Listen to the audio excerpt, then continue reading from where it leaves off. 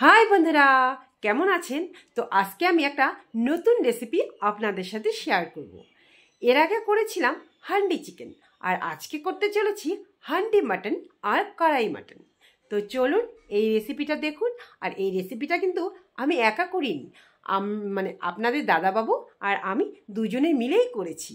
তো রেসিপিটা দেখবেন। আর শুধু রেসিপিটা নয়, আজকে সারাদিন আমি কি কি করেছি সেটাই আপনাদের সাথে শেয়ার করব।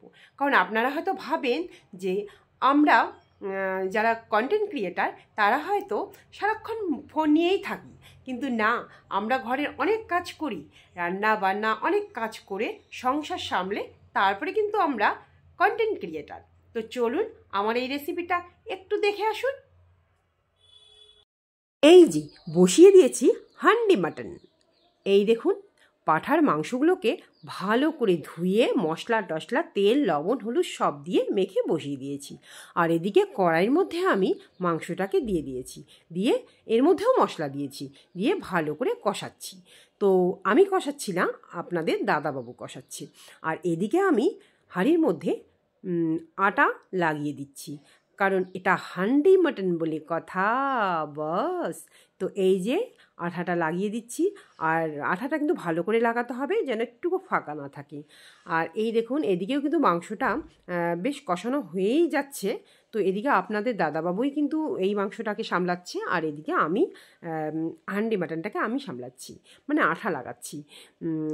মানে এখানে কিন্তু একটুকু ফাঁকা রাখা যাবে না, ফাঁকা রাখলে কিন্তু মানে টাইমটা বেশি লাগবে। আর এর মধ্যে এখন আমি গ্যাসের যে হিটটা, এটা কিন্তু আমি একদম কমিয়ে দিয়েছি, একদম আস্তে আস্তে হবে, না হলে হাঁড়িটা ফেটে যেতে পারে। যদি গ্যাসের হিটটা বাড়িয়ে দিই তাহলে হাঁড়িটা ফেটে যাওয়ার চান্স থাকতে পারে, সেই জন্য কমিয়ে দিয়েছিলাম। এই যে, আর এদিকে কিন্তু কড়াইয়ের মধ্যে মাংসটা প্রায় হয়েই আসছে, এর মধ্যে গরম মশলা দিয়ে নামিয়ে নেব। তো এই যে কড়াইয়ের মাংসটা হয়ে গেছে, নামিয়ে নিলাম।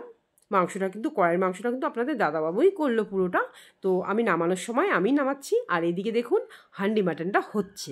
এটা একটু টাইম লাগবে, কারণ গ্যাসের হিটটা কমানো আছে সেই জন্য। তারপরে হয়ে গেল হান্ডি মাটন। তো এখন আমি এই মাংসটাকে আপনাদের দেখাবো কেমন হয়েছে। দেখবেন, আপনারা কিন্তু একবার হলেও বাড়িতে রান্না করে খাবেন, সত্যি তাই। এত টেস্ট লাগে এই হান্ডি মাটন, মানে তুলনা করা যায় না।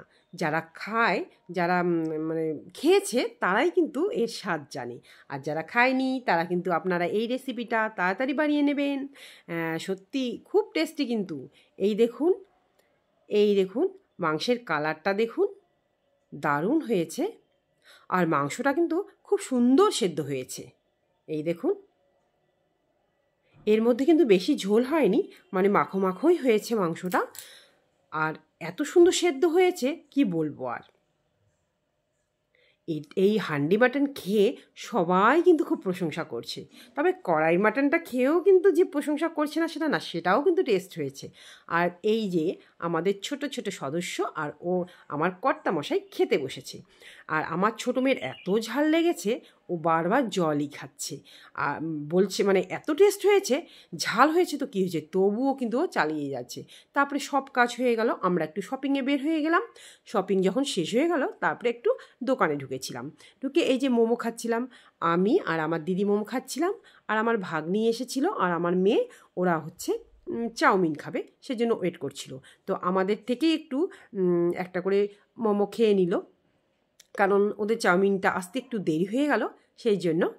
তো এই যে আমিও খাচ্ছি, আমাদের চাউমিন খেতে অত ভালো লাগে না, সেই জন্য আমরা মোমো নিয়েছি। আর ওদের চাউমিনটা চলেই আসছে, ওরাও চাউমিনটা খাচ্ছে। আর এই যে দেখুন আমার দুষ্টু মেয়ে, ওর মুচকি মুচকি হাসি, তার মানে হচ্ছে টেস্ট হয়েছে। আর তিনজনে মিলেই দারুণ খাচ্ছে। আমার এই ভিডিওটা কেমন লাগলো জানা।